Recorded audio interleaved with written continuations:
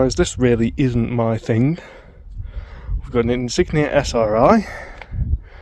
Obviously we've got my car just there out of shot. We're doing rear brakes.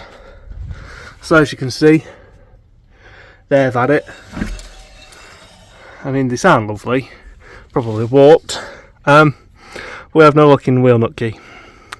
So if you're ever doing rear brakes on a Vauxhall Insignia, first thing, use a chisel, whack off the spinny collar. Then on this one, we whacked off the actual face of it, and then hammered on a 21mm. Tried the 22 worked the other side. This side was 21. Probably because I mushroomed this out further on the other one. But 21, 12-point socket over it, really whack it on to the point where you use a sacrificial extension bar that you don't like, and then yeah, because that'll get knackered.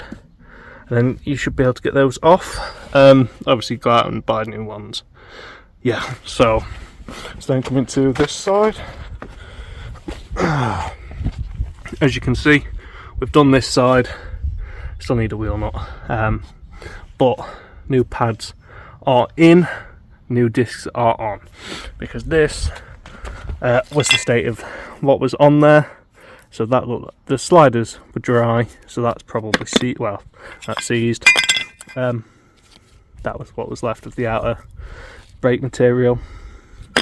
So as you can see on the back, no bueno, but on the front, yeah, no amount of pad slapping is going to save that. That disc is cooked, even though there's not a tremendous lip on it, if I'm honest. Yeah, check your brakes, people. And then, so we've got new rear discs, but then for the front, these discs aren't great, but they're not the worst I've ever seen. And we're on a budget on this one. Not my car, not my choice. Fresh pads. Ones that are on there have like that much life in them. So yeah, new pads for the front, pads and discs on the rear. Let's get to it. Yep, so first order of business under here, we're taking the caliper off. Those nuts there, 1, 2, 13mm. Then we'll leave the pads out, which aren't great on this side. 18mm nuts, take the caliper carrier off, and then it'd be a T30 Torx. This one doesn't have one, which is always fun. And then we can get all of this removed, and then we'll have to wind that piston back. I've already, because I've already done the other side, taken the cap off the brake fluid reservoir. You need me to tell you there isn't enough brake material left, because these are done, because I saw this. It started making a bit of a grunching noise, according to the previous owner. Well, I say previous owner, current owner, but he's looking to sell this motor. So of course these need to get sorted first. Yeah, that I did just wanted to do pads all round, but I couldn't in good faith let him carry on. We'll sell the car with discs like this. These are for the bin, those are for the streets and the bin. So yeah, we'll get this off and switched out. That's new discs on, new pads on. I find it easy to put the pads in the carrier before putting it on. Obviously you've got those 18s, pardon me, nice back and tight. So now I'm going to wind the caliper back. Now according to the forums, obviously just pick whichever one that fits. But apparently use the right hand tool on both sides. So now that is fiddly, it is wind back. This is an electric handbrake car. They did the thing with the foot on the brake and the electronic thing at the same time, so we'll see if that works. But either way, when these are back on, the car's lowered, we'll put the parking brake on and off multiple times, make sure it's happy with where it's sat. But yeah, so I'm going to wind this piston back in now. An interesting turn. I looked down and I saw this, and that's a T30, and that is absolutely covered in brake dust.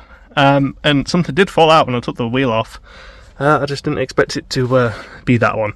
So I'm going to clean these threads up a little and throw that in. It's quite nice, but we have got the caliper back on. Just need to tighten up those 13mm, and that front system will be good to go. Rear system, sorry. So there we've got the front caliper off. That was 14mm. Re-grease that slider pin. I'm just going to push that piston back in there. We'll lube that up first and then push that one back in. Do the same on the other side. I've used one of these ratcheting piston wind back tools. That piston's now all the way in. So we take this out, put that back on. Obviously we've got some copper slip on those, and that's new pads in there. Like I say, that disc's not the best, but it's also not the worst. It will go again. I have to say, this locking nut,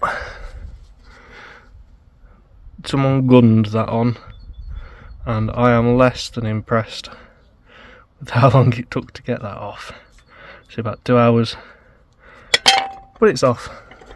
And of course we have a non-locking nut to replace it, because that is a terrible idea on a car where nobody's going to nick your wheels. So I'm going to clean this up, slap the new discs on, not disc pads. Again, this is not fantastic, but that is what it is. On this one it's going to be pads. I'd personally do discs, but that's not up to me on this one. I wondered, this is how this works. Quite literally, just ratchet it. It's going to push that piston back in for you. Front pistons don't wind because there's no handbrake mechanism. Quite literally just go with one of these till it stops.